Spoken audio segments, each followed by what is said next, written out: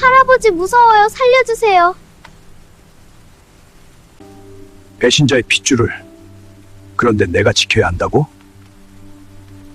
새벽녘 한반도의 척추를 이루는 백두대간 어느 봉우리에 자욱한 안개가 드리워져 있습니다. 천길 낭떠러지 끝 그곳에 한 노인이 서 있습니다. 바람은 매섭게 불어오고 도포 자락은 사정없이 펄럭이지만 노인의 표정만큼은 고요하기 그지없습니다. 그의 두 눈은 하얗게 백탁으로 덮여 있어 아무것 볼 수 없지만 묘하게도 그 얼굴에는 세상 모든 것을 꿰뚫어 보는 듯한 평온함이 서려 있습니다. 해가 천천히 떠오릅니다. 붉은 여명이 산맥을 물들이고 안개는 마치 살아있는 생명체처럼 골짜기 사이를 흘러갑니다. 노인은 지팡이 하나에 의지한 채 그 자리에 우뚝 서서 동틀 무렵의 기운을 온몸으로 느낍니다. 그의 손은 세월에 깎인 나무 뿌리처럼 주름져 있지만 지팡이를 쥔 힘만큼은 결코 약해 보이지 않습니다. 산 아래 어느 마을에서 한 아이가 급한 보리를 보러 새벽길을 오릅니다. 그러다 절벽 위에 홀로 서 있는 노인을 발견하고는 깜짝 놀라 발걸음을 멈춥니다. 위태로워 보이는 그 모습의 아이는 조심스레 다가가 물었습니다. 할아버지, 앞이 안 보이는데 무섭지 않으세요? 노인이 고개를 돌리며 온화하게 웃습니다. 얘야, 눈으로 보는 세상은 껍데기일 뿐이란다. 마음의 눈을 뜨면 다려진 진실이 비로소 보이지. 아이는 노인의 대답을 이해할 수 없었지만 그 목소리에 담긴 깊은 울림만큼은 가슴 깊이 느낄 수 있었습니다. 노인은 다시 한번 미소를 지으며 덧붙였습니다. 사람들은 눈으로 세상을 본다지만 정작 중요한 것은 마음의 눈이 닫히지 않는 것이란다. 이 노인의 이름은 무명입니다. 본명도 본관도 족보도 없습니다. 아니, 정확히는 모두 잃어버렸다고 해야 할 것입니다. 한때 그는 조선 왕실의 최고 관상가였습니다. 왕의 얼굴을 보고 기륭화복을 점치는 천기누설의 대가, 별자리의 움직임 하나로 나라의 운명을 예측하던 신통력의 소유자였습니다. 하지만 권력이란 언제나 질투와 음모의 온상입니다. 무명 노인이 정직하게 왕에게 간언하고 백성을 위한 정책을 주장하자 그를 시기한 간신들이 음모를 꾸몄습니다. 거짓 증거를 조작하고 누명을 씌워 노인이 왕실을 저주했다는 영모죄로 몰아넣었습니다. 형장에 끌려간 그날 노인은 고문을 받았습니다. 뜨거운 쇠꼬챙이가 그의 눈을 향해 다가왔고 비명과 함께 그의 시력은 영원히 사라졌습니다. 죄인의 낙인이 찍힌 제궁에서 쫓겨난 노인은 더 이상 이름도 신분도 필요 없었습니다. 그렇게 무명이 되어 팔도강산을 떠도는 신세가 된 것입니다. 이제 그는 가난한 백성들 사이를 떠돌며 막걸리 한 잔에 관상을 봐주고 때로는 점괘를 풀어주며 하루하루를 근근히 살아갑니다. 화려했던 과거는 모두 안개 속으로 사라졌고 남은 것은 결핍된 천재의 외로운 뒷모습뿐입니다. 하지만 눈이 멀었다고 해서 그의 능력까지 사라진 것은 아니었습니다. 오히려 시력을 잃은 후 노인의 다른 감각들은 더욱 예리해졌습니다. 발소리만 들어도 그 사람의 신분과 성격을 알 수 있고 숨소리만 들어도 병의 종류를 짚어낼 수 있습니다. 땅을 짚은 지팡이의 진동으로 주변 지형을 파악하고 바람의 방향과 온도로 날씨를 예측합니다. 무엇보다 놀라운 것은 기운을 읽는 능력입니다. 사람마다 풍기는 독특한 기운, 장소마다 서린 역사의 기운, 심지어 다가올 미래의 징조까지도 노인은 보이지 않는 눈으로 느낄 수 있습니다. 백성들은 그를 눈먼 도사 혹은 천기의 눈을 가진 자라 부르며 두려워하면서도 존경했습니다. 노인은 산을 내려와 어느 주막에 들어섭니다. 낡아 빠진 갓을 벗어 옆에 놓고 빈 탁자에 지팡이를 기대어 세운 뒤 자리에 앉습니다. 주막 주인이 다가와 막걸리 한 사발을 내어놓습니다.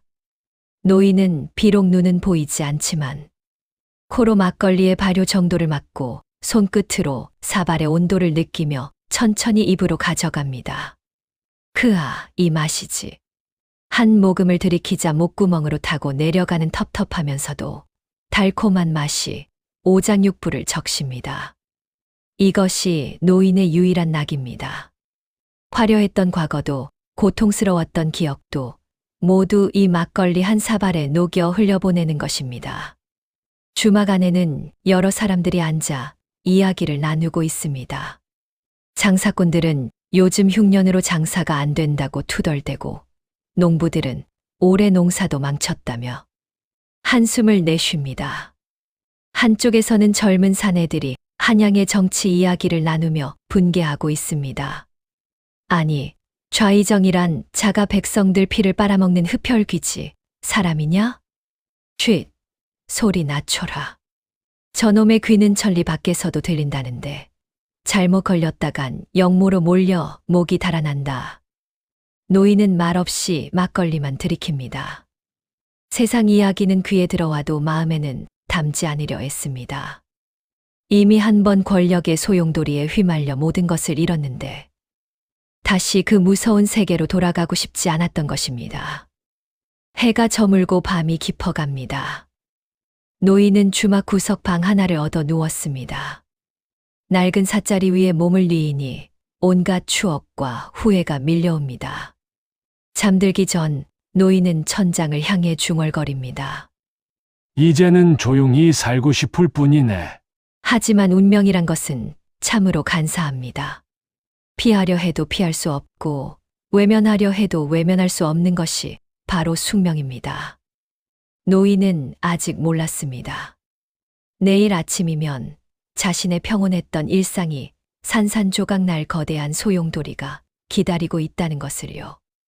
밤은 깊어가고 멀리서 올빼미 울음소리가 들려옵니다. 노인은 그 소리를 들으며 천천히 잠에 빠져듭니다. 하지만 그의 미간에는 알 수 없는 주름이 잡혀 있습니다. 마치 무언가 불길한 기운을 느낀 듯 평온한 잠자리는 아니었습니다. 새벽녘 노인은 묘한 기운에 잠에서 깹니다. 코끝을 파고드는 낯선 냄새, 공기 중에 떠도는 섬뜩한 살기가 느껴집니다. 노인은 천천히 몸을 일으켜 지팡이를 짚고 방문을 엽니다. 주막 밖으로 나서자 동이 트기 전 가장 어두운 시간. 그 적막함 속에서 무언가가 꿈틀거리고 있음을 감지합니다. 이 기운은 노인의 입에서 낮게 중얼거림이 흘러나옵니다. 오랜 세월 연마된 육감이 말해줍니다. 곧 무슨 일인가 일어날 것이라고, 그것도 아주 크고 위험한 일이 다가오고 있다고 말입니다. 동이 트자 노인은 지팡이를 짚고 마을 안으로 들어섭니다. 아침 해가 떠오르고 있지만 이상하게도 마을은 조용합니다. 너무나 조용합니다. 평소 같으면 달구는 소리, 아이들 뛰어노는 소리, 아낙네들이 빨래하며 수다 떠는 소리가 들려야 하는데 오늘은 유난히 고요합니다. 노인의 코끝이 실룩입니다. 공기 중에 묘한 냄새가 섞여 있습니다. 비릿하면서도 메스꺼운 쇠 냄새 같으면서도 부패한 냄새 같은, 그것은 바로 피의 냄새였습니다. 그것도 한두 사람의 피가 아니라 많은 이들의 피가 뒤섞인 진한 사륙의 냄새입니다. 아, 노인은 지팡이로 땅을 짚으며 천천히 걸어갑니다. 지팡이 끝이 땅에 닿을 때마다 전해지는 진동으로 주변 상황을 파악합니다. 마을 입구에는 사람들의 발자국이 어지럽게 찍혀 있고 곳곳에 쓰러진 흔적들이 느껴집니다. 무언가 큰 사건이 있었음이 분명합니다. 마을 우물가에 다다르자 더욱 진한 피 냄새가 풍겨옵니다. 노인은 고개를 끄덕이며 낮게 읊조립니다. 이 마을에 큰 흉살이 끼었구나. 억울하게 죽은 원혼들의 기운이 하늘을 찌르는구나. 바로 그때였습니다. 갑자기 멀리서 급박한 발소리가 들려옵니다. 그것도 한 명이 아니라 여럿의 발소리입니다. 앞서가는 발소리는 가볍고 빠르지만 어딘가 비틀거리는 듯하고 뒤따르는 발소리들은 무겁고 규칙적이며 훈련된 무사들의 것입니다. 소리는 점점 가까워집니다. 노인은 그 자리에 가만히 서서 다가오는 기운을 읽습니다. 앞서 오는 것은 어린아이, 그것도 어린 소녀의 기운입니다. 공포에 질려 있고 숨이 가빠 거의 쓰러질 지경입니다. 그 뒤를 쫓는 이들은 5, 아니 6명의 무사들입니다. 살기가 가득하고 무자비한 기운이 느껴집니다. 순식간에 소녀가 모퉁이를 돌아 나타납니다. 헐떡이는 숨소리, 비틀거리는 발걸음, 찢어진 옷자락에서 흘러내리는 피 냄새까지 모든 것이 노인의 감각으로 전해집니다. 소녀는 앞이 보이지 않는 상태로 달려오다가 노인과 부딪힐 뻔합니다. 살려주세요. 제발 살려주세요. 소녀는 노인의 도포 자락을 움켜쥐며 필사적으로 외칩니다.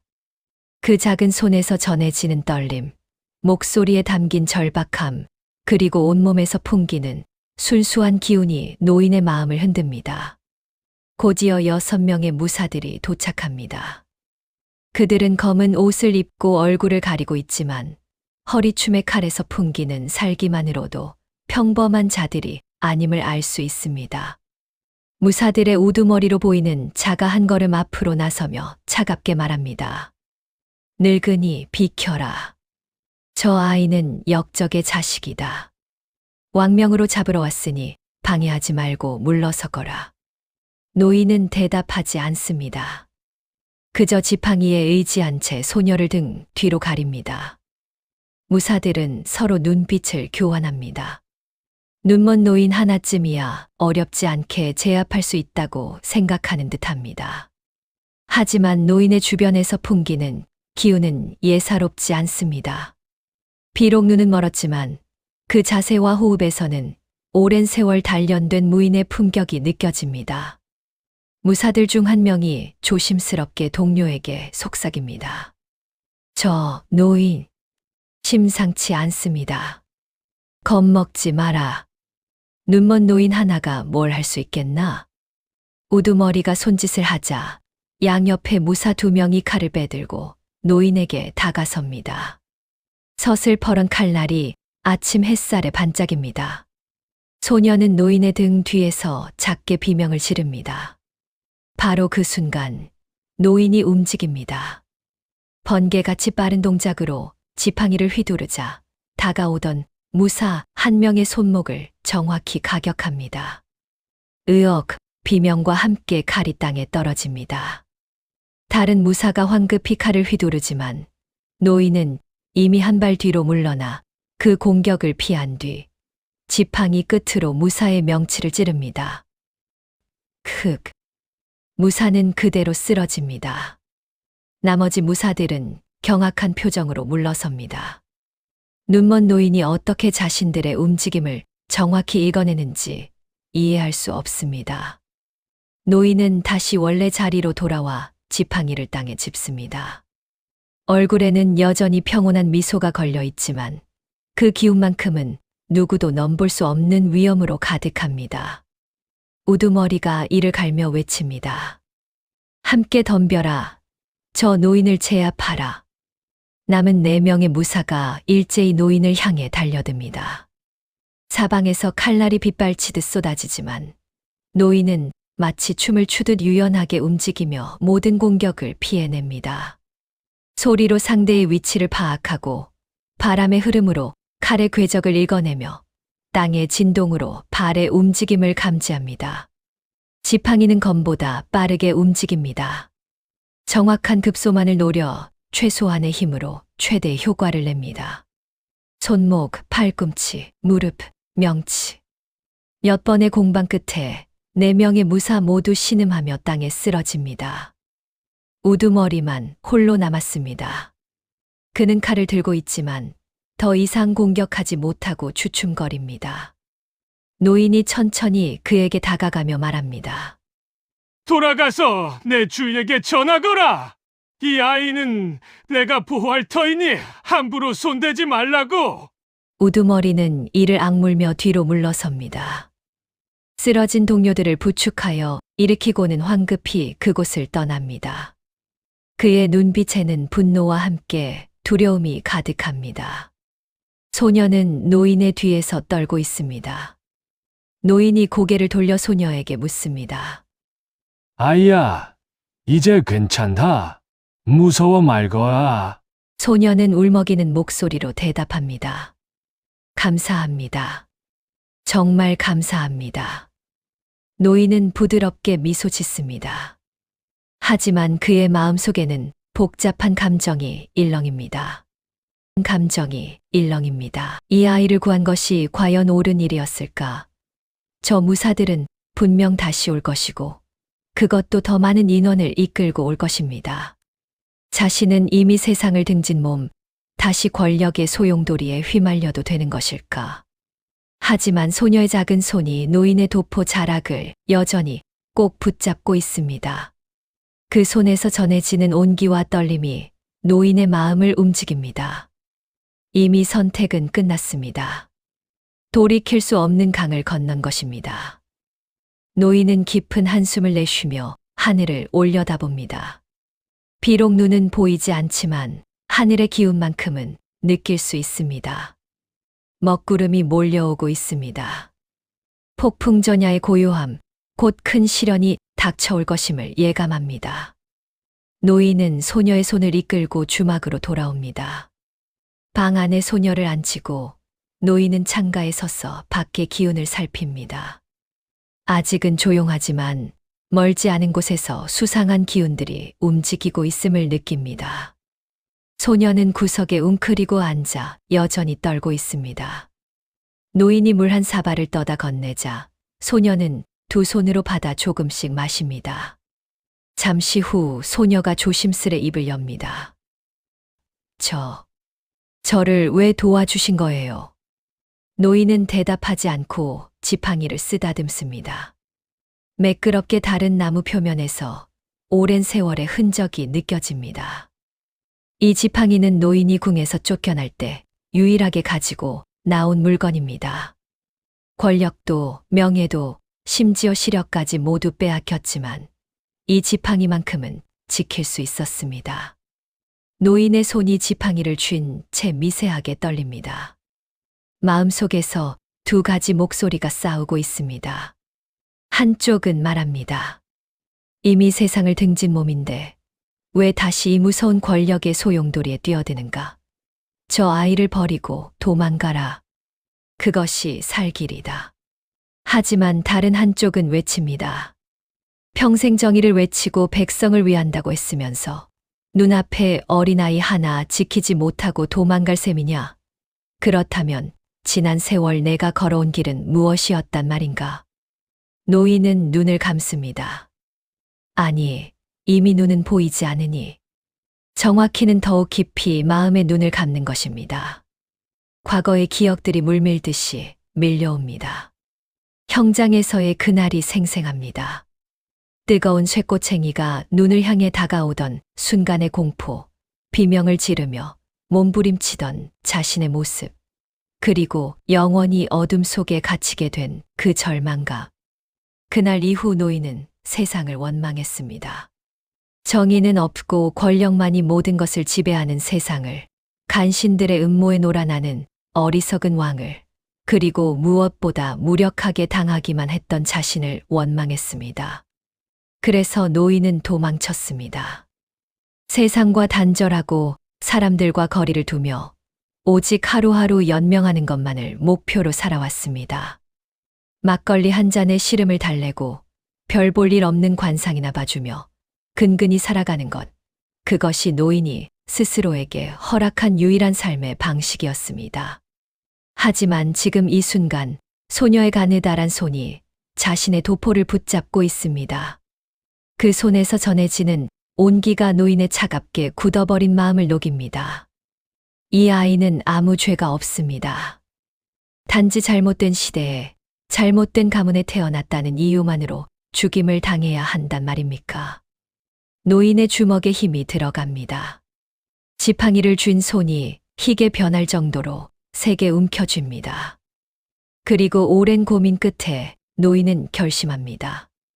도망가지 않기로, 외면하지 않기로, 다시 한번 싸우기로. 후, 깊은 한숨을 내쉬며 노인이 소녀에게 말합니다. 아가야, 내가 누구인지 왜 쫓기는지는 묻지 않겠다. 하지만 한 가지는 분명히 해두자. 내가 너를 지키기로 했으니 이제 너는 안전하다. 소녀의 눈에서 눈물이 흘러내립니다. 공포와 안도가 뒤섞인 눈물입니다. 처음으로 누군가가 자신을 지켜주겠다고, 보호해주겠다고 말하는 것입니다. 하지만 노인이 다시 입을 엽니다. 길은 험할 것이다. 저들은 분명 다시 올 것이고 그 수는 점점 더 많아질 것이다.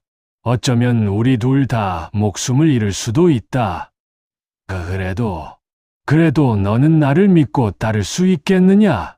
소녀는 고개를 끄덕입니다. 말은 없지만 그 눈빛만으로도 충분히 알 수 있습니다. 이 아이는 끝까지 따라올 것입니다. 노인은 자리에서 일어나 짐을 챙기기 시작합니다. 많지 않습니다. 몇 벌의 옷가지와 간단한 양식, 그리고 지팡이가 전부입니다. 하지만 이것만으로도 충분합니다. 평생을 이렇게 살아왔으니까요. 해가 중천에 떴을 무렵 노인과 소녀는 주막을 떠납니다. 주막 주인이 걱정스러운 목소리로 묻습니다. 날이 어디를 가시려고 그러십니까? 마을에 흉흉한 소문이 돌고 있으니 조심하셔야 합니다. 노인이 빙그레 웃으며 대답합니다. 걱정 말게. 나는 이미 잃을 것이 없는 몸이니. 그리고는 소녀의 손을 잡고 길을 나섭니다.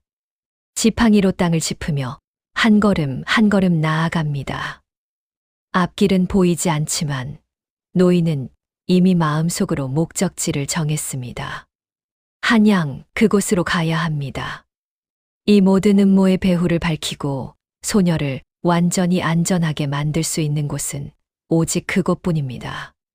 길을 걷는 노인의 뒷모습은 더 이상 도망치는 자의 것이 아닙니다. 비록 눈은 멀었지만 그 걸음걸이에는 굳은 결의가 담겨 있습니다. 지팡이를 짚는 소리 하나하나에도 힘이 실려 있습니다. 하늘에는 먹구름이 몰려오고 있습니다. 곧 비가 내릴 것입니다. 하지만 노인은 멈추지 않습니다. 비가 오든 눈이 오든 어떤 방해가 있든 이제 그는 멈추지 않을 것입니다. 소녀는 노인의 손을 꼭 잡고 뒤따릅니다. 비록 앞날은 불확실하지만 이 노인과 함께라면 어떤 위험도 극복할 수 있을 것 같습니다. 그렇게 두 사람은 운명의 길 위에 섰습니다. 마을을 벗어나자 드넓은 들판이 펼쳐집니다. 노인은 멈춰 서서 바람의 방향을 느낍니다. 동쪽에서 불어오는 바람, 그 속에는 한양에서 흘러오는 기운이 섞여 있습니다. 권력의 냄새, 음모의 냄새, 그리고 수많은 사람들의 욕망이 뒤엉킨 복잡한 기운입니다. 인연이란 피한다고 피해지는 것이 아니거늘. 노인이 혼잣말처럼 중얼거립니다. 그리고 다시 걸음을 뗍니다. 이제 더 이상 뒤돌아보지 않습니다. 오직 앞만 보고, 아니, 마음의 눈으로 진실만을 응시하며 나아갈 뿐입니다. 사흘째 되는 날, 노인과 소녀는 작은 장터 마을에 도착합니다. 해가 뉘엿뉘엿 서쪽으로 기울고 장터에는 하루 장사를 마친 상인들이 짐을 정리하고 있습니다.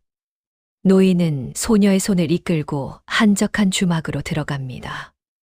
방 하나를 얻어 소녀를 쉬게 한 후 노인은 홀로 주막 마루에 앉아 막걸리를 청합니다. 주막 주인이 술상을 차려놓고 가자 노인은 천천히 막걸리를 마시며 주변의 대화에 귀를 기울입니다. 들었나?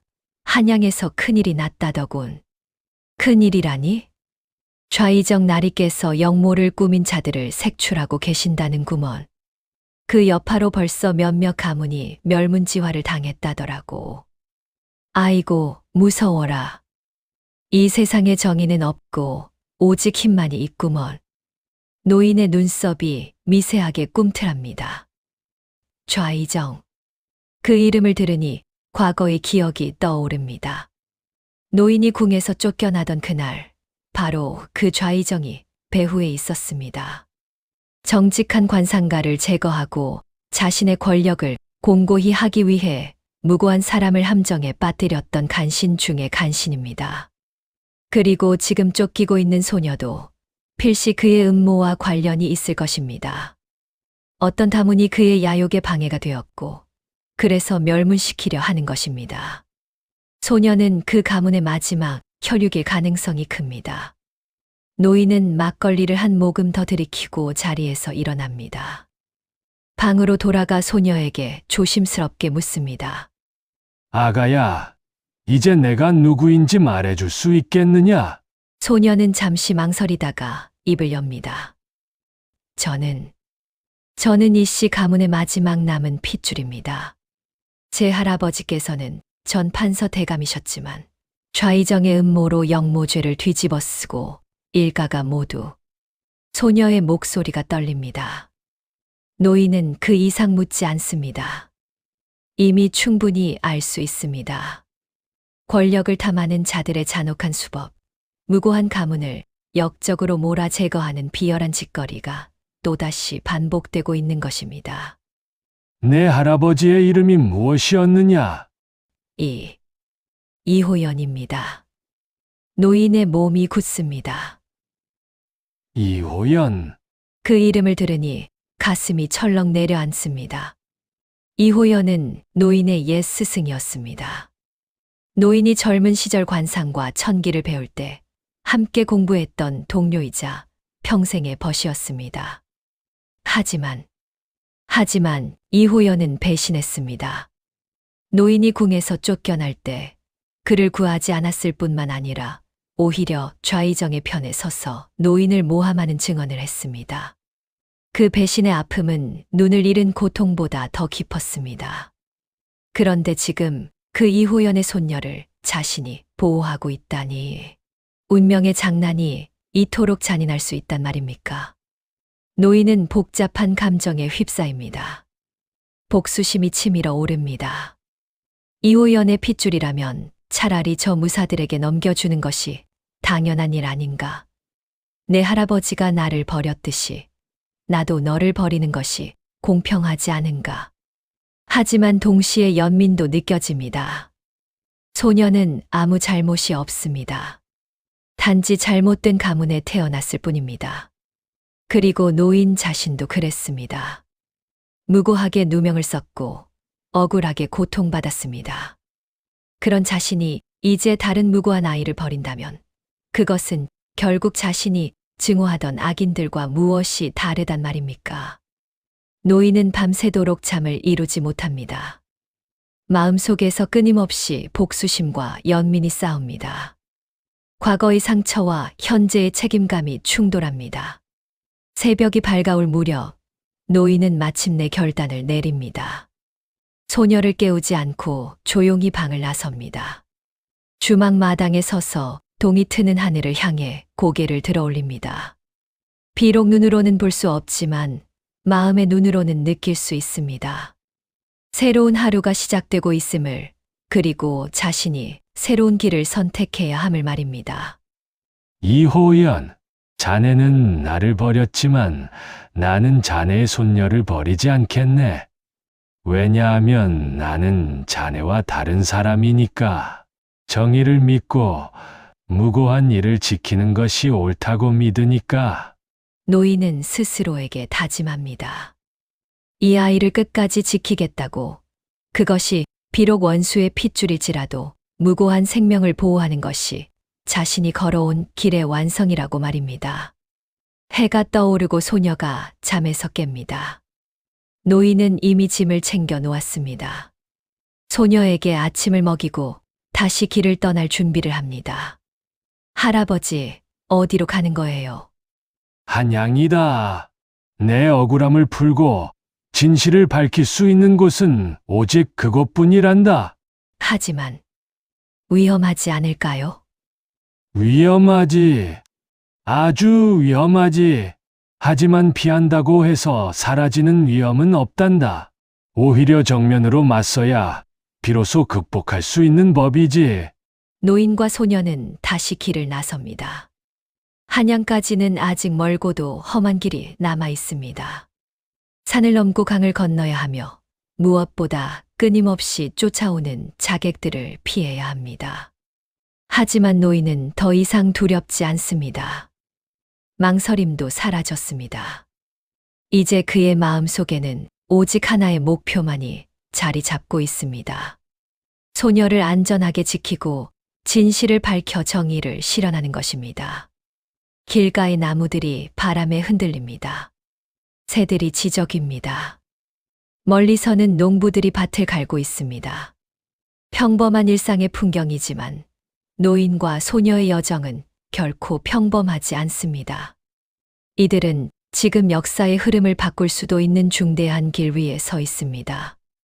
노인의 지팡이가 땅을 짚는 소리가 규칙적으로 울립니다. 그 소리는 마치 전진을 알리는 북소리처럼 힘차고 단호합니다. 뒤돌아보지 않고 멈추지 않고 오직 앞으로 한양을 향해 나아갑니다. 닷새째 되는 날, 노인과 소녀는 큰 장이 서는 읍내에 도착합니다. 사람들로 북적이는 장터 한복판, 갖가지 물건을 파는 상인들의 외침 소리와 흥정하는 사람들의 소리가 뒤섞여 시끌벅적합니다. 노인은 장터 한 구석에 자리를 잡고 앉습니다. 앞에 낡은 깔개를 펼치고 그 위에 작은 거북 껍질과 몇 개의 동전을 놓습니다. 관상과 점을 봐주는 표시입니다. 소녀는 노인의 옆에 조용히 앉아 지나다니는 사람들을 바라봅니다. 처음에는 아무도 관심을 보이지 않습니다. 눈먼 노인이 무슨 관상을 보겠느냐며 비웃는 이들도 있습니다. 하지만 노인은 개의치 않고 그저 조용히 앉아 있을 뿐입니다. 한참이 지나자 한 중년 여인이 호기심 어린 눈으로 다가옵니다. 나으리, 정말로 관상을 보실 수 있으십니까? 노인이 고개를 끄덕입니다. 한번 앉아보시게. 값은 받지 않으니 걱정 말고. 여인이 노인 앞에 앉자 노인은 손을 내밀어 여인의 손을 잡습니다. 손금을 더듬으며 손의 온도와 떨림을 느낍니다. 그리고 여인의 숨소리와 심장 박동을 귀로 듣습니다. 잠시 후 노인이 입을 엽니다. 부인은 최근에 큰 근심이 있으시군요. 자식 걱정으로 밤잠을 설치고 계십니다. 특히 둘째 아드님이 병을 앓고 있는데 약을 써도 차도가 없어 걱정이 이만저만이 아니십니다. 여인이 깜짝 놀라며 되묻습니다. 어떻게 아셨습니까? 제가 아무 말도 하지 않았는데. 부인의 손에서 느껴지는 기운으로 알 수 있습니다. 하지만 걱정하지 마십시오. 아드님의 병은 약이 문제가 아니라 마음이 문제입니다. 무언가 두려워하는 것이 있어 마음의 문을 닫았기에 몸도 따라 병든 것입니다. 따뜻한 말 한마디와 진심 어린 위로가 어떤 약보다 효과가 있을 것입니다. 여인은 눈물을 글썽이며 거듭 감사 인사를 합니다. 그리고 품속에서 은자 몇 냥을 꺼내 노인 앞에 놓습니다. 노인은 사양하지만 여인은 강권하며 가버립니다. 이 소문은 순식간에 장터에 퍼집니다. 눈먼 노인이 신통한 관상을 본다는 소문에 사람들이 하나둘 모여들기 시작합니다. 장사꾼, 농부, 상인, 심지어 양반 행세를 하는 이들까지 줄을 서서 차례를 기다립니다. 노인은 각자의 고민을 들어주고 숨겨진 진실을 밝혀줍니다. 도둑 맞은 물건의 위치를 찾아주고 사업의 기륭을 알려주며 때로는 삶의 조언을 해줍니다. 사람들은 점점 더 노인을 신기하게 여기며 존경의 눈빛을 보냅니다. 해가 중천에 떴을 무렵 한 무리의 사람들이 소란스럽게 다가옵니다. 그 중심에는 화려한 옷을 입은 사내가 있습니다. 고을의 토호로 보이는 그는 거만한 태도로 노인 앞에 섭니다. 내가 소문난 점쟁이냐? 좋다. 나의 운을 한번 봐라. 맞추면 상을 후하게 줄 것이고 틀리면 거짓말쟁이로 몰아벌을 주겠다. 주변 사람들이 숨을 죽입니다. 누가 봐도 저 사내는 선량한 사람이 아닙니다. 노인을 시험하려는 악의가 가득합니다. 하지만 노인은 담담하게 대답합니다. 앞으로 나오시지요. 사내가 비웃으며 노인 앞에 앉습니다. 노인은 손을 내밀어 사내의 손을 잡습니다. 순간 노인의 표정이 미세하게 변합니다. 사내의 손에서 느껴지는 기운이 심상치 않습니다. 탐욕과 잔혹함, 그리고 수많은 죄업이 뒤엉켜 있습니다. 노인이 천천히 입을 엽니다. 대감께서는 고을의 세금을 거두는 일을 맡고 계시는군요. 하지만 그중 절반은 사복을 채우고 계십니다. 또한 백성들의 땅을 빼앗아 재산을 불렸고 반대하는 이들은 모함하여 옥에 가두었습니다. 대감의 손에는 피가 묻어 있습니다. 무고하게 죽은 이들의 원한이 대감을 따라다니고 있습니다. 장터가 순식간에 조용해집니다. 사내의 얼굴이 새파랗게 질립니다. 주변 사람들은 충격에 빠진 채 숨도 쉬지 못합니다. 너 이놈이 감히. 사내가 소리를 지르며 일어섭니다. 하지만 노인은 흔들리지 않고 계속 말합니다. 그리고 지금 대감의 집 뒤뜰, 오래된 감나무 아래에는 대감이 숨겨둔 은자 수백 냥이 묻혀 있습니다. 그것은 백성들에게 거둔 세금을 착복한 것입니다. 닥쳐라. 이놈을 당장 잡아라. 사내가 부하들에게 명령하지만 장터의 백성들이 앞을 막고 섭니다. 노인의 말이 사실이라면 저 사내는 백성들의 고혈을 빨아먹은 탐관오리입니다. 백성들의 분노가 일렁이기 시작합니다. 저놈이 우리 세금을 훔쳐갔단 말이냐. 당장 관가에 고발하자. 뒤뜰을 파보면 알 수 있을 것이다. 결국 사내는 백성들의 거센 항의에 밀려 도망치듯 자리를 떠납니다.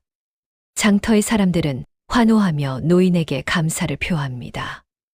오랫동안 백성들을 괴롭혔던 탐관오리의 비리가 밝혀진 것입니다. 이날 이후 노인의 명성은 더욱 높아집니다. 눈먼 도사, 천기를 보는 자, 정의의 관상가라는 별명이 팔도강산에 퍼져나갑니다. 보름이 지나고 노인과 소녀는 마침내 한양 성곽이 보이는 곳까지 도착합니다. 멀리서 바라본 한양은 거대하고 웅장합니다. 높은 성벽 너머로 기와집들이 빼곡히 들어서 있고 궁궐의 지붕은 햇빛에 반짝입니다. 하지만 노인이 느끼는 것은 아름다움이 아니라 짙은 살기와 음모의 기운입니다. 드디어 왔구나. 노인의 목소리에는 복잡한 감정이 담겨 있습니다. 이곳은 한때 자신이 최고의 영광을 누렸던 곳이자 동시에 모든 것을 잃고 나락으로 떨어졌던 곳입니다. 수십 년 만에 다시 밟는 한양의 땅, 그 무게가 지팡이를 통해 온몸으로 전해집니다. 소녀가 불안한 목소리로 묻습니다. 할아버지 정말 괜찮을까요? 여기는 저들의 세상인데. 두려워 말거라. 아무리 어둠이 짙어도 진실의 빛은 결국 드러나는 법이니라. 두 사람은 성문을 통과하여 한양 안으로 들어섭니다. 거리는 사람들로 북적이고 온갖 소리와 냄새가 뒤섞여 있습니다. 노인은 익숙한 듯 지팡이를 짚으며 길을 찾아갑니다. 비록 눈은 보이지 않지만 과거의 기억이 발걸음을 인도합니다. 노인은 소녀를 데리고 종로의 한 허름한 여인숙으로 들어갑니다. 주인에게 방 하나를 얻고 소녀를 안전한 곳에 숨긴 뒤 노인은 홀로 거리로 나섭니다. 이제 본격적인 싸움이 시작됩니다. 노인이 향한 곳은 바로 의정부 앞입니다. 거대한 관아 건물 앞에는 관리들이 분주히 드나들고 무사들이 경비를 서고 있습니다. 노인은 그 앞에 우뚝 서서 큰 소리로 외칩니다. 좌이정 나으리께 할 말이 있으니 나오시지요. 주변 사람들이 깜짝 놀라 노인을 바라봅니다. 감히 의정부 앞에서 좌의정을 부르다니 미친 사람이 아니고서야 할 수 없는 행동입니다. 무사들이 달려와 노인을 제지하려 하지만 노인의 기세에 눌려 선뜻 다가서지 못합니다. 잠시 후 의정부 문이 열리고 한 무리의 사람들이 나옵니다. 그 중심에는 화려한 관복을 입은 중년의 사내가 있습니다. 바로 좌의정입니다. 그는 차갑고 냉혹한 눈빛으로 노인을 내려다봅니다. 감히 누구기에 의정부 앞에서 소란을 피우는가? 노인이 지팡이를 땅에 짚으며 대답합니다. 나는 무명이라 불리는 자. 한때 이 궁궐에서 관상을 보던 자였소. 오늘 대감을 찾아온 것은 억울한 이의 원한을 풀기 위함이오. 좌의정의 눈빛이 날카로워집니다. 무명이라는 이름, 그리고 관상가였다는 말에 무언가 기억이 떠오르는 듯합니다. 하지만 곧 비웃음을 띠며 말합니다. 눈먼 거지 주제에 감히 나를 찾아오다니. 내가 무슨 말을 하려는지 모르겠지만 여기는 내가 함부로 들어올 곳이 아니다. 썩 물러가지 못할까? 하지만 노인은 물러서지 않습니다. 오히려 한 걸음 더 다가서며 목소리에 힘을 줍니다. 대감의 목에는 이미 저승사자의 올가미가 걸려 있소이다.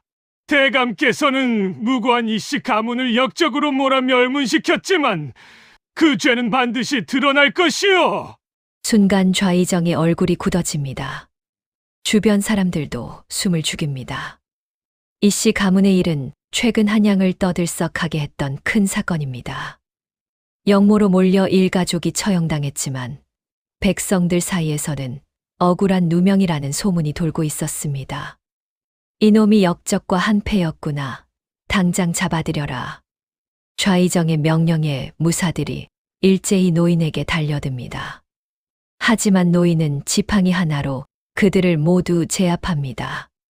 번개같이 빠른 움직임, 정확한 급소 공격, 눈먼 노인이라고는 믿을 수 없는 무술 실력에 사람들은 경악합니다. 잠시 후 수십 명의 무사들이 모두 땅에 쓰러지고 노인만 홀로 서 있습니다. 좌의정은 분노와 함께 두려움을 느낍니다. 저 노인이 범상치 않은 자임을 깨달은 것입니다. 좌의정, 나는 다시 올 것이오. 그때는 대감의 모든 죄상을 임금님께 고할 것이니 그리 아시오. 노인은 그 말을 남기고 유유히 자리를 떠납니다. 좌의정은 이를 갈며 그 뒷모습을 바라봅니다. 저자가 누구인지 알아내라. 그리고 흔적도 없이 제거하라. 그날 밤 여인숙으로 돌아온 노인은 소녀와 함께 조용히 앉아 있습니다. 소녀가 걱정스럽게 묻습니다. 할아버지, 이제 어떻게 되는 거예요? 저들이 움직일 것이다. 우리를 제거하기 위해 온갖 수단을 다 동원할 것이야. 하지만 두려워 말거라. 우리에게는 진실이라는 가장 강한 무기가 있단다. 노인의 예상은 정확했습니다. 한밤중 여인숙을 수십 명의 자객들이 포위합니다. 검은 옷을 입고 얼굴을 가린 그들은 흔적도 남기지 않고 노인과 소녀를 제거하려는 것입니다. 노인은 이미 그들의 기척을 느꼈습니다. 소녀를 방 안 깊숙이 숨기고 자신은 문 앞에 섭니다. 지팡이를 쥔 손에 힘이 들어갑니다. 들어오너라! 오늘 밤 누가 살아남는지 보자꾸나! 자객들이 일제히 문을 부수고 들이닥칩니다. 좁은 방 안에서 치열한 전투가 벌어집니다. 칼날이 번쩍이고 지팡이가 바람을 가르며 비명소리가 울려 퍼집니다. 노인은 마치 귀신처럼 움직입니다. 어둠 속에서 더욱 빛을 발하는 감각, 상대의 숨소리만으로 위치를 파악하고 발소리만으로 공격을 예측합니다. 한 명씩 자객들이 쓰러지지만 그 수는 너무 많습니다. 결국 노인도 지쳐갑니다. 팔과 다리에 상처가 생기고 숨이 가빠집니다. 하지만 멈출 수 없습니다. 소녀를 지켜야 합니다. 바로 그때 여인숙 주인이 관가에 신고를 했는지 포졸들이 달려옵니다. 자객들은 황급히 도망치고 노인은 그 자리에 주저앉습니다. 온몸이 땀으로 젖고 피가 흐르지만 다행히 소녀는 무사합니다. 하지만 이것은 시작에 불과했습니다. 다음 날 좌이정은 더욱 교묘한 수를 씁니다. 노인을 영모의 공모자로 지목하고 관가에 체포령을 내린 것입니다. 이제 노인은 한양 전체의 추격을 받는 신세가 되었습니다. 노인과 소녀는 여인숙을 떠나 도망쳐야 합니다. 하지만 갈 곳이 없습니다. 한양의 모든 문은 감시받고 있고 거리마다 포졸들이 순찰하고 있습니다. 노인은 어쩔 수 없이 과거 자신이 알던 은신처로 향합니다. 북악산 기슭의 낡은 암자, 그곳에는 노인의 옛 동료가 숨어 살고 있었습니다. 문을 두드리자 주름진 얼굴의 노승이 문을 엽니다. 자네가 돌아올 줄은 몰랐네. 해안 스님, 도와주시게. 무고한 아이를 지켜야 하네. 노승은 노인과 소녀를 안으로 들입니다. 하지만 그의 얼굴에는 걱정이 가득합니다. 자네도 알겠지만 좌이정의 힘은 막강하네. 그를 상대한다는 것은 하늘의 별을 따려는 것과 같네. 자네 혼자서는 도저히. 알고 있네. 하지만 포기할 수는 없네. 이 아이는 무고하고 진실은 반드시 밝혀져야 하네. 노승은 깊은 한숨을 쉬며 고개를 끄덕입니다. 그도 과거 좌이정의 음모로 고통받았던 사람입니다. 그래서 노인의 심정을 누구보다 잘 이해합니다. 좋네. 하지만 자네 혼자서는 부족하네. 도움이 필요하네. 누구 말인가? 옛 동료들일세. 자네처럼 좌이정에게 피해를 입었던 이들이 아직 남아있네. 그들을 모으면 혹시 모르네. 노인의 눈에 희미한 희망의 빛이 떠오릅니다. 혼자서는 불가능해도 같은 뜻을 품은 이들이 모이면 혹시 모릅니다. 하지만 시간이 없습니다. 좌이정은 이미 움직이고 있고 곧 이곳도 발각될 것입니다. 그날 밤 노승은 은밀히 전가를 보냅니다. 한양 곳곳에 숨어 살던 옛 동료들에게 정의를 위해 다시 한번 일어서자는 메시지를 전합니다. 하지만 다음 날 새벽 암자를 무사들이 포위합니다. 누군가 밀고 한 것입니다. 좌이정의 정보망은 생각보다 훨씬 촘촘했습니다. 나와라. 역적 무명. 순순히 나와 죄를 인정하라. 노인은 이를 악무입니다. 이제 정말 막다른 골목에 몰렸습니다.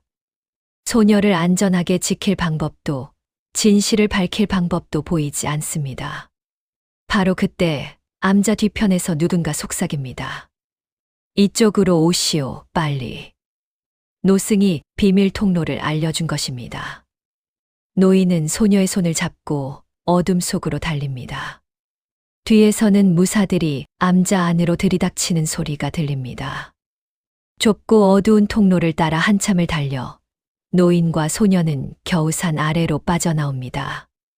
하지만 완전히 안전한 것은 아닙니다. 한양 전체가 그들을 찾고 있고 갈 곳은 점점 줄어들고 있습니다.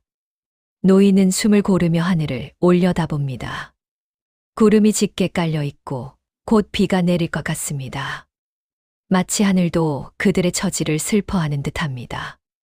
할아버지, 이제 정말 끝인가요? 소녀의 떨리는 목소리에 노인은 억지로 미소를 지으며 대답합니다. 아직 끝이 아니란다. 아직 우리에게는 기회가 남아 있어. 하지만 노인 자신도 그 말을 믿지 못합니다. 좌이정의 힘은 너무나 강대하고 자신은 너무나 무력합니다. 과연 진실이 승리할 수 있을까? 정의가 실현될 수 있을까? 먹구름이 점점 더 짙어지고 첫 빗방울이 떨어지기 시작합니다. 사흘 동안 노인과 소녀는 한양의 뒷골목을 전전하며 숨어 다닙니다. 낡은 헛간, 버려진 창고, 다리 밑. 사람들의 눈을 피해 하루하루를 근근히 버텨갑니다. 비는 계속 내리고 추위는 점점 심해지며 먹을 것도 점점 떨어져 갑니다. 소녀의 얼굴은 창백해지고 기침이 잦아집니다. 노인은 자신의 도포를 벗어 소녀를 감싸주지만 역부족입니다. 이대로 가다가는 잡히기 전에 얼어 죽을 것 같습니다. 할아버지, 저는 괜찮아요. 할아버지나 따뜻하게 입으세요. 걱정 말거라. 이 늙은이는 평생 이런 추위 정도는 견뎌왔단다. 하지만 노인의 몸도 한계에 다다르고 있습니다. 며칠 전 자객들과 싸우며 입은 상처가 아물지 않고 골마가고 있습니다. 약도 없고 치료할 방법도 없습니다. 그날 밤 노인은 마지막 희망을 걸고 한 곳으로 향합니다. 남대문 근처의 작은 주막, 그곳에는 과거 노인이 알던 의원이 숨어 살고 있다는 소문을 들었기 때문입니다. 주막 문을 두드리자 백발의 노인이 문을 열어줍니다. 그는 노인을 보자마자 깜짝 놀라며 안으로 들입니다. 자네, 무명이 아닌가? 아직 살아있었구먼. 박 의원, 오랜만이네. 도와주게. 이 아이가 아픈 것 같네. 박 의원은 소녀를 살피고는 고개를 끄덕입니다. 심한 감기네. 하지만 다행히 약을 쓰면 나을 것 같네. 기다리게. 박 의원이 약을 다리는 동안 노인은 따뜻한 방에 앉아 잠시 긴장을 풉니다. 며칠 만에 처음으로 안전하다고 느껴지는 순간입니다. 하지만 그 평온은 오래가지 못합니다. 갑자기 밖에서 소란스러운 소리가 들립니다. 무사들의 발소리, 칼 부딪히는 소리, 그리고 비명소리입니다. 노인은 벌떡 일어나 문 쪽으로 다가갑니다. 박 의원이 황급히 말립니다. 나가지 말게. 밖은 지금 아수라장일세. 무슨 일인가? 좌의정이 자네를 돕는 자들을 모두 색출하고 있네. 암자의 해안 스님도 이미 잡혀갔다고 하네. 노인의 가슴이 철렁 내려앉습니다. 해안 스님이 잡혔다니? 자신을 도왔다는 이유만으로 무고한 사람이 또 희생된 것입니다. 그리고 더 나쁜 소식이 있네. 박 의원이 침통한 목소리로 계속합니다. 자네의 옛 동료들을 모으려던 계획이 발각되었네. 좌의정이 그들을 먼저 손을 썼네. 한 명씩 잡아들이거나 아니면 제거하고 있네. 노인은 벽에 등을 기댄 채 천천히 주저앉습니다. 모든 것이 무너져 내립니다. 동료들은 잡혀가거나 죽고 도와주던 이들도 하나둘 사라지고 이제 남은 것은 자신과 아픈 소녀뿐입니다. 바로 그때 의원문이 거칠게 열립니다. 무사들이 들이닥치고 박 의원을 끌어냅니다. 이놈도 역적을 숨겨준 죄로 잡아간다. 아니요. 나는 그저 의원으로서 환자를 치료했을 뿐이요. 하지만 무사들은 들은 척도 하지 않습니다. 박 의원은 끌려가며 노인을 향해 소리칩니다. 무명, 도망가게 빨리. 노인은 소녀의 손을 잡고 뒷문으로 달려 나갑니다. 하지만 그곳에도 무사들이 기다리고 있습니다. 사방이 포위당했습니다. 이제 정말 도망갈 곳이 없습니다. 노인은 지팡이를 쥐고 무사들과 맞섭니다. 하지만 너무 많습니다. 아무리 노인이라도 수십 명을 상대할 수는 없습니다. 하나씩 쓰러뜨리지만 그 사이 노인도 깊은 상처를 입습니다. 결국 노인은 무릎을 꿇고 소녀는 무사들에게 붙잡힙니다. 할아버지. 소녀의 절규하는 목소리가 빗속에 울려 퍼집니다. 노인은 일어서려 하지만 힘이 없습니다. 온몸이 피투성이고 지팡이조차 제대로 잡을 수 없습니다. 끝났구나. 모든 것이 끝났구나. 무사들이 노인을 포박하여 끌고 갑니다. 차가운 빗속을 걸어 의금부의 차디찬 감옥으로 향합니다. 소녀는 다른 곳으로 끌려갑니다. 노인은 소녀를 지키지 못했습니다. 감옥 안은 어둡고 습합니다. 쥐들이 돌아다니고 벽에서는 물이 스며 나옵니다. 노인은 차가운 바닥에 쓰러진 채 움직이지 못합니다. 다음 날 좌의정이 직접 감옥을 찾아옵니다. 그는 승리자의 미소를 지으며 노인을 내려다봅니다. 허허, 그렇게 큰 소리 치더니 결국 이 꼴이 되었구나.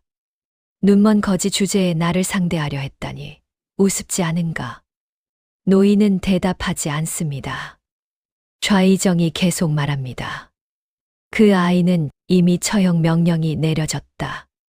내일 새벽 저자거리에서 역적의 마지막 핏줄로서 목이 잘릴 것이다. 너는 여기서 그 광경을 상상하며 죽어가면 된다. 내가 틀렸던 것인가? 노인이 힘없이 중얼거립니다. 좌의정은 비웃으며 감옥을 떠납니다. 노인은 홀로 남겨집니다. 밤이 깊어갑니다. 감옥 안은 더욱 차가워지고 노인의 의식은 희미해져 갑니다. 온몸의 상처에서 피가 흐르고 추위가 뼛속까지 파고듭니다. 바로 그때 감옥 문이 조용히 열립니다. 누군가 들어오는 기척이 느껴집니다. 노인은 고개를 들어 그쪽을 향합니다. 누구냐? 나일세. 해안이네. 목소리가 들립니다. 해안 스님입니다. 하지만 그의 목소리는 약하고 떨립니다. 스님도 고문을 당했음이 분명합니다. 스님. 어떻게? 간수에게 마지막 부탁을 했네. 자네를 한 번만 만나게 해달라고. 내가 가진 모든 것을 주고서야 겨우 허락을 받았네. 해안 스님이 노인 곁에 무릎을 꿇고 앉습니다. 두 노인은 어둠 속에서 서로를 느낍니다. 미안하네. 나 때문에 스님까지. 사과할 것 없네. 우리는 옳은 일을 했네. 비록 결과는 이렇게 되었지만 우리의 선택은 틀리지 않았네. 하지만 소녀는, 무고한 아이는. 듣게나. 해안 스님이 노인의 손을 잡습니다. 나는 내일 새벽 처형될 것이네. 하지만 한 가지 부탁이 있네. 소녀를 대신해서 내가 무슨 소리인가? 좌의정에게 거래를 제안했네. 내가 모든 죄를 뒤집어 쓰고 소녀는 풀어주라고. 그리고 그가 받아들였네. 노인의 눈에서 눈물이 흘러내립니다. 비록 보이지 않는 눈이지만 뜨거운 눈물이 뺨을 타고 흐릅니다. 스님 어째서? 우리가 지키려 했던 것은 한 아이의 생명이었네. 그 목표는 이루어지는 것이네. 자네는 살아서 끝까지 싸우게나. 약속하게. 해안 스님의 손이 차갑게 식어갑니다. 그는 마지막 힘을 다해 노인의 손을 꽉 쥡니다. 진실은 반드시 승리한다네. 그리고 스님은 쓰러집니다. 간수가 들어와 스님을 끌고 나갑니다. 노인은 홀로 남아 절규합니다. 하하. 그 비명은 감옥 전체에 울려 퍼집니다. 노인의 가슴을 찢는 고통, 무력감, 분노, 슬픔이 모두 담긴 절규입니다. 새벽이 밝아옵니다. 멀리서 북소리가 들립니다. 처형이 시작되는 신호입니다. 노인은 차가운 바닥에 쓰러진 채 의식을 잃어갑니다. 모든 것이 끝났습니다. 동료는 죽고 소녀는 끌려가고 자신은 감옥에 갇혔습니다. 진실을 밝히려던 모든 시도는 실패했고 정의는 패배했습니다. 어둠이 노인을 삼킵니다. 완전한 절망적인 어둠이 말입니다. 며칠이 지났는지 몇 주가 지났는지 알 수 없습니다. 노인은 차가운 감옥 바닥에서 죽음과 삶 사이를 오갑니다. 때로는 과거의 환영이 보이고 때로는 현실과 꿈의 경계가 흐려집니다. 노인은 자신의 일생을 되돌아봅니다. 젊은 시절 관상의 재능을 인정받아 왕실에 들어갔던 영광의 순간들. 백성들의 아픔을 보고 왕에게 간언하던 정의로운 나날들. 그리고 모든 것이 무너진 그날의 배신과 고통. 나는 무엇을 위해 살았던 것인가? 어둠 속에서 노인은 스스로에게 묻습니다. 관상을 보는 능력, 천기를 잇는 재주, 그 모든 것이 무슨 소용이었습니까? 결국 자신도, 믿었던 이들도, 지키려 했던 아이도 모두 구하지 못했습니다. 나는 눈이 멀어 도망쳤던 것인가? 노인의 마음 속에서 어둠의 목소리가 속삭입니다. 그렇다. 너는 두려웠다. 진실을 마주하는 것이, 싸우는 것이, 고통받는 것이 두려워서 눈을 감았다.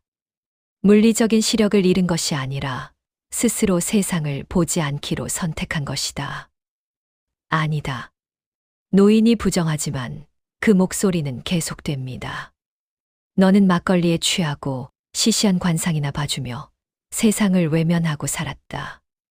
정의를 외쳤지만 실제로는 도망쳤을 뿐이다. 그래서 이렇게 된 것이다. 내가 나약했기 때문이다. 노인은 바닥에 고개를 떨굽니다. 인정하고 싶지 않지만 그 말이 맞을지도 모릅니다. 자신은 정말로 도망쳤던 것일지도 모릅니다.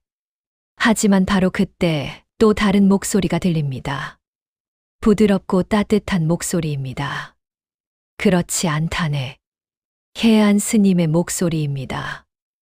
아니, 환청일지도 모릅니다. 하지만 노인은 그 목소리에 귀를 기울입니다. 자네는 도망친 것이 아니네. 상처를 치유하고 있었던 것이네. 모든 것을 잃고 나락에 떨어진 사람이 다시 일어서기 위해서는 시간이 필요한 법이네. 하지만 나는 결국 아무것도 지키지 못했네. 아니네. 자네는 소녀를 구했네.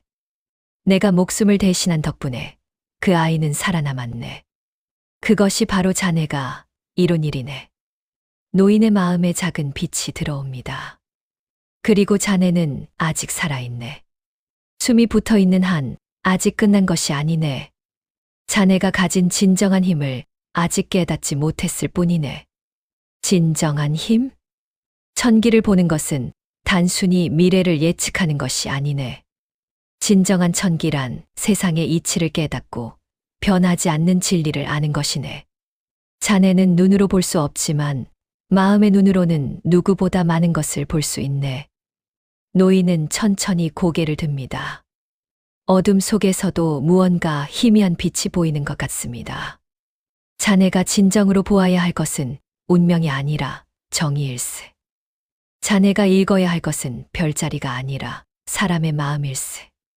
그것이 바로 진정한 천기일세. 노인의 가슴 속에서 무언가 움직이기 시작합니다. 오랫동안 얼어붙었던 심장이 다시 뛰기 시작합니다. 나는 진실을 보기 위해 눈을 감았던 것인가? 그렇습니다. 육체의 눈을 잃었지만 그 덕분에 마음의 눈이 열렸습니다. 이제 노인은 깨닫습니다. 자신의 능력은 미래를 보는 것이 아니라 현재의 진실을 꿰뚫어 보는 것임을 말입니다. 노인은 천천히 몸을 일으킵니다. 상처는 아직 아물지 않았고 몸은 여전히 약하지만 마음만큼은 다시 강해집니다. 감옥 바닥을 더듬습니다. 차갑고 거친 돌바닥, 그 틈새에서 무언가 느껴집니다. 미세한 홈, 인공적으로 만들어진 표시입니다. 노인은 그것을 따라 손을 움직입니다. 이것은 비밀 통로의 표시. 오래전 이 감옥에 갇혔던 누군가가 탈출을 위해 만들어 놓은 것입니다. 노인의 민감한 손끝이 그것을 찾아낸 것입니다. 노인은 그 홈을 따라 바닥을 누릅니다. 희미한 소리와 함께 바닥의 일부가 움직입니다. 아주 작은 틈이 생기고 그 아래로 좁은 통로가 이어져 있습니다. 이것이 하늘이 준 마지막 기회인가? 노인은 망설이지 않습니다. 지팡이를 집어들고 그 좁은 통로로 몸을 밀어 넣습니다. 어둠 속을 기어가며 때로는 물에 잠긴 곳을 헤엄치며 한참을 이동합니다. 마침내 통로의 끝에 도달합니다. 위로 올라가는 사다리가 있고 그 위에는 무거운 뚜껑이 있습니다. 노인은 마지막 힘을 다해 뚜껑을 밀어 올립니다.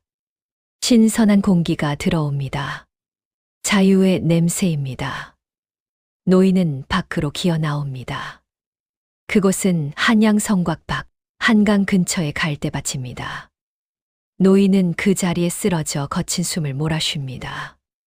탈출했습니다. 불가능해 보였던 탈출을 해냈습니다. 하지만 이제 무엇을 해야 할까요? 노인은 지팡이를 짚고 일어섭니다. 몸은 약하지만 마음은 그 어느 때보다 분명합니다. 해야 할 일이 보입니다. 좌이정. 이제 진짜 싸움을 시작하지. 노인은 한양 쪽을 향해 고개를 돌립니다. 그리고 천천히 걷기 시작합니다. 이번에는 도망이 아닙니다. 마지막 결전을 위해 다시 돌아가는 것입니다.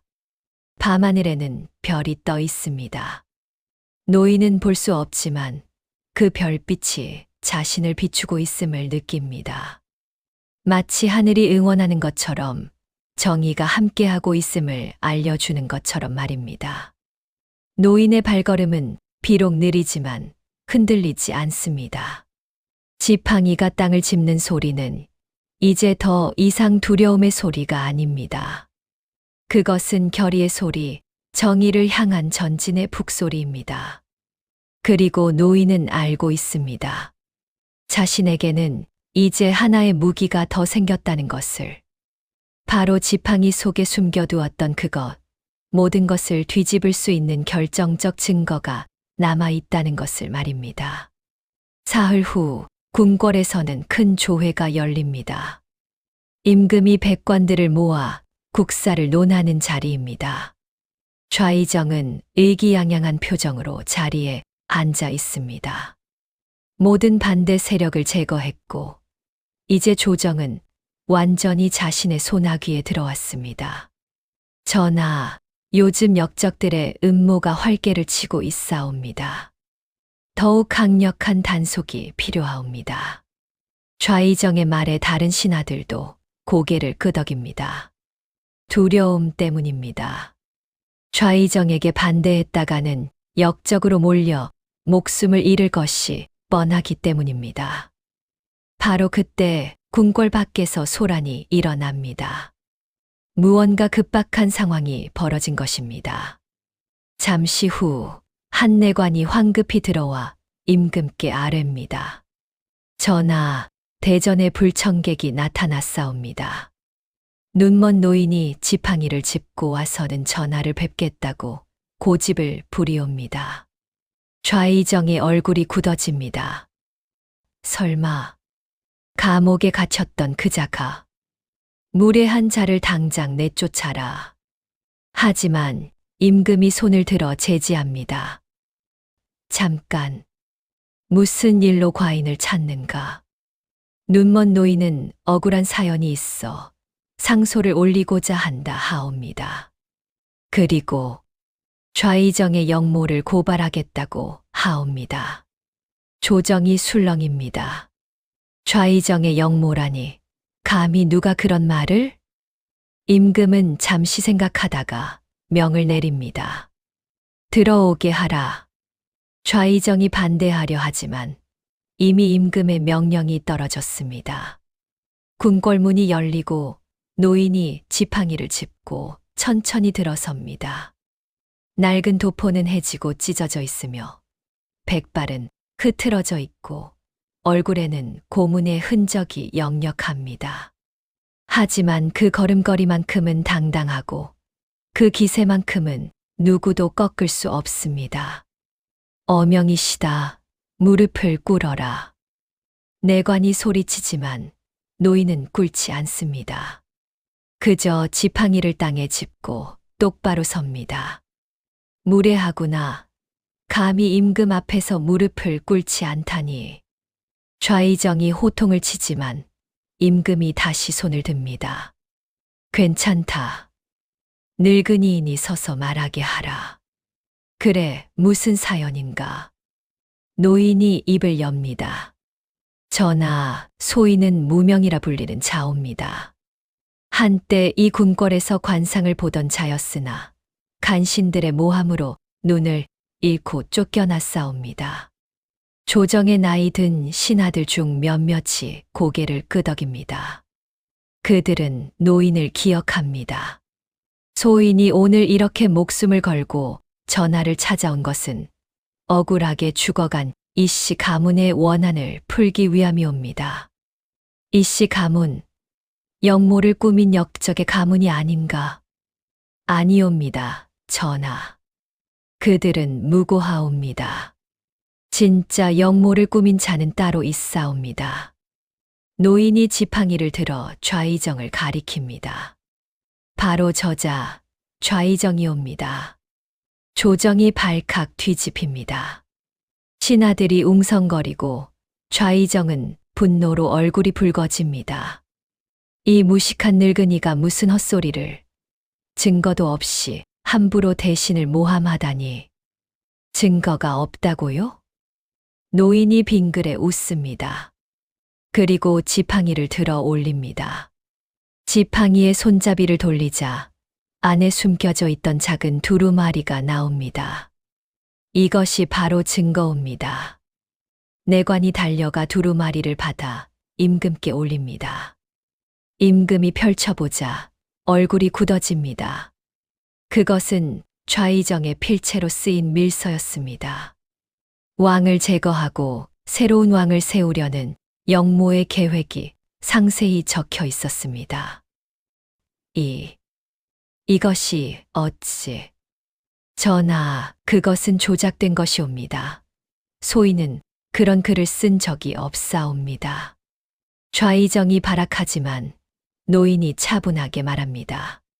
전하, 좌의정의 목소리를 들어보시옵소서. 떨리고 있지 않사옵니까?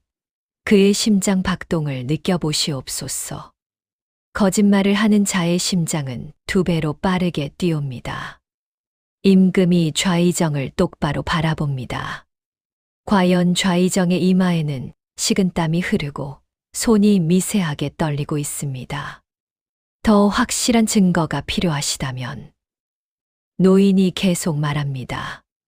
좌의정의 집서재, 큰 책장 뒤에 비밀 공간이 있사옵니다. 그곳에는 영모에 가담한 자들의 명단과 금은보화가 숨겨져 있사옵니다. 지금 당장 수색하시면 확인하실 수 있사옵니다.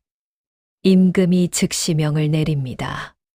당장 좌의정의 집을 수색하라. 전하, 이것은 모함이옵니다. 간신의 말을 믿으시렵니까? 하지만 이미 늦었습니다.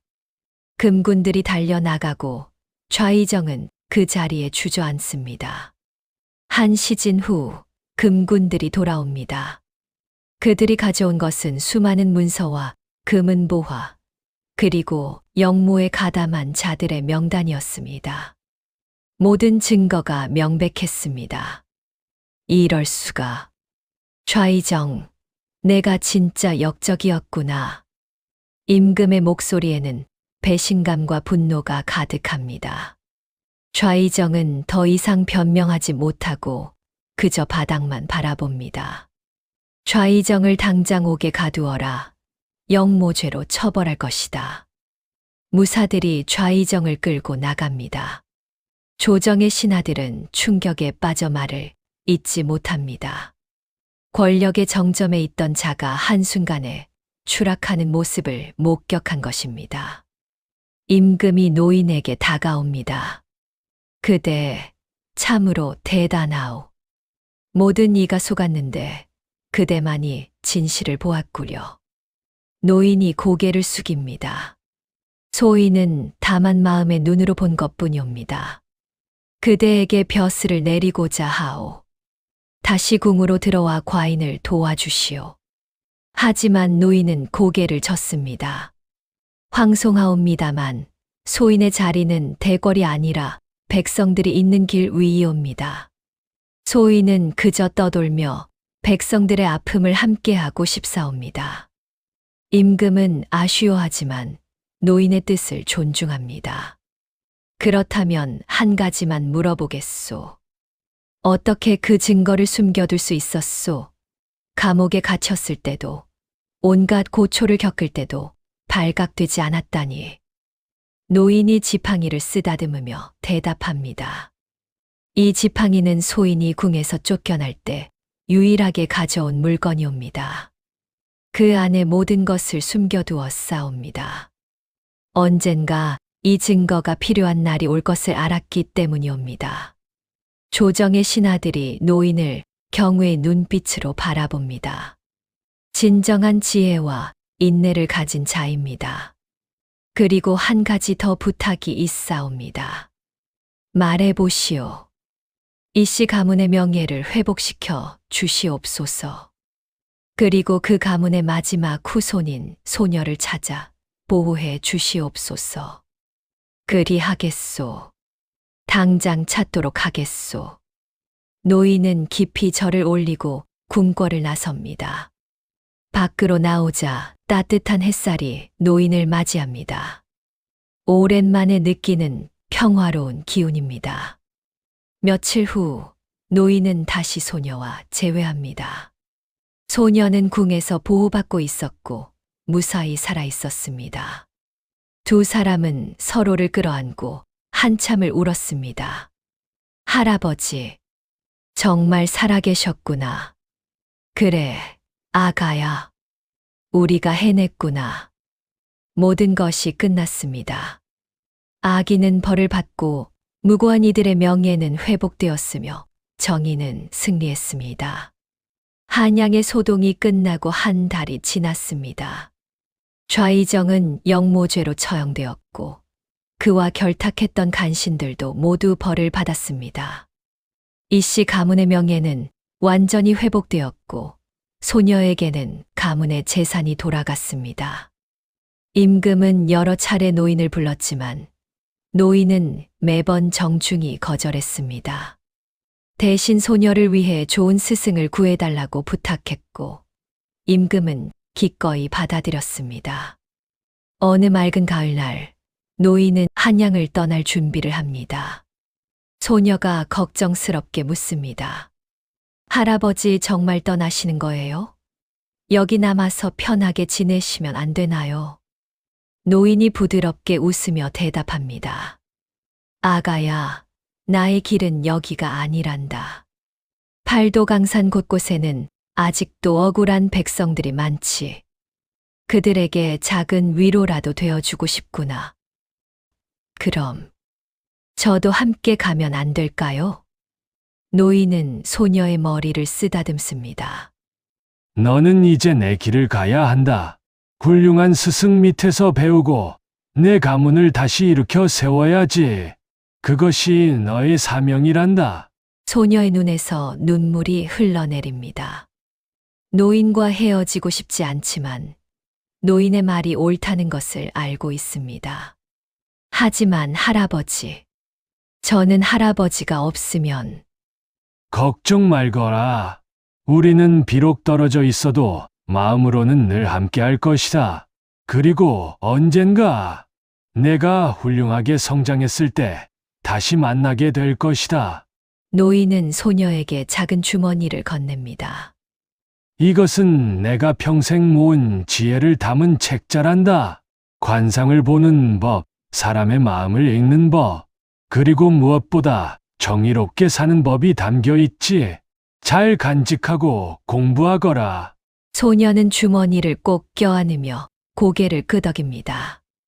성문 앞 소녀와 궁의 사람들이 노인을 배웅하러 나왔습니다. 노인은 지팡이를 짚고 천천히 걸어갑니다. 뒤를 돌아보지 않습니다. 앞만 보고 나아갈 뿐입니다. 할아버지, 꼭 다시 만나요. 약속이에요. 소녀의 목소리가 뒤에서 들려옵니다. 노인은 손을 들어 흔들며 대답합니다. 그래, 반드시 다시 만나자꾸나. 노인은 한양 성문을 나와 넓은 들판으로 접어듭니다. 가을 하늘은 높고 푸르며 바람은 시원하게 불어옵니다. 추수를 마친 들판에서는 농부들이 쉬고 있고 아이들이 뛰어놉니다. 한 마을에 도착하자 노인은 우물가의 자리를 잡고 앉습니다. 앞에 낡은 깔개를 펴고 관상을 봐준다는 표시를 합니다. 곧 사람들이 하나둘 모여들기 시작합니다. 할아버지, 제 손 좀 봐주세요. 내 집에 곧 경사가 있을 것이다. 오랫동안 기다리던 소식이 들려올 게야. 할아버지, 제가 시작한 장사가 잘 될까요? 정직하게 하면 반드시 잘 될 것이다. 욕심만 부리지 않으면 말이지. 노인은 하루 종일 사람들의 고민을 들어주고 조언을 해줍니다. 대가는 막걸리 한 잔이면 충분합니다.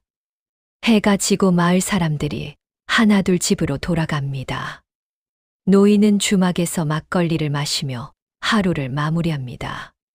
창밖으로는 저녁 노을이 아름답게 물들고 있습니다. 비록 눈으로는 볼 수 없지만 마음의 눈으로는 그 아름다움이 느껴집니다. 후, 깊은 한숨을 내쉬며 노인은 만족스러운 미소를 짓습니다. 이것이 바로 자신이 원하던 삶입니다. 화려한 권력도 큰 명예도 필요 없습니다. 그저 백성들 곁에서 그들의 아픔을 함께하고 작은 위로를 주는 것만으로도 충분합니다. 다음 날 아침, 노인은 다시 길을 나섭니다. 다음 마을로, 다음 고을로, 끝없이 이어지는 팔도 강산의 길 위를 걸어갑니다. 지팡이를 짚는 소리가 리듬을 만들고 그 소리는 대지와 하나가 됩니다. 저 멀리 산맥이 보입니다. 첫 장면에서 노인이 서 있던 그 봉우리입니다. 안개는 이제 걷혀 있고 맑은 하늘이 펼쳐져 있습니다. 노인은 그곳을 향해 걸어갑니다. 어느새 노인의 옆에는 작은 그림자가 하나 생깁니다. 소녀가 아닙니다. 길을 가다 만난 또 다른 아이입니다. 길을 잃고 우는 아이를 노인이 발견하고 마을까지 데려다 주기로 한 것입니다. 할아버지, 앞이 안 보이는데 무섭지 않으세요? 노인이 익숙한 질문에 익숙한 대답을 합니다. 얘야, 눈으로 보는 세상은 껍데기일 뿐이란다. 마음의 눈을 뜨면 가려진 진실이 비로소 보이지. 아이는 노인의 말을 이해하지 못하지만 그래도 고개를 끄덕이며 노인의 손을 꼭 잡습니다. 두 사람은 그렇게 함께 길을 걷습니다. 해가 중천에 떠오르고 따뜻한 햇살이 두 사람을 비춥니다.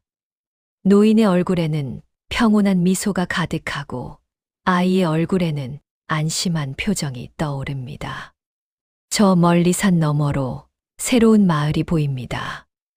또 다른 인연들이 기다리고 있을 것입니다. 또 다른 이야기들이 펼쳐질 것입니다.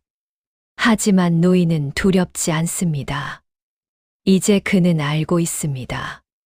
진정한 힘은 눈에서 나오는 것이 아니라 흔들리지 않는 정의를 믿는 마음에서 나온다는 것을 말입니다.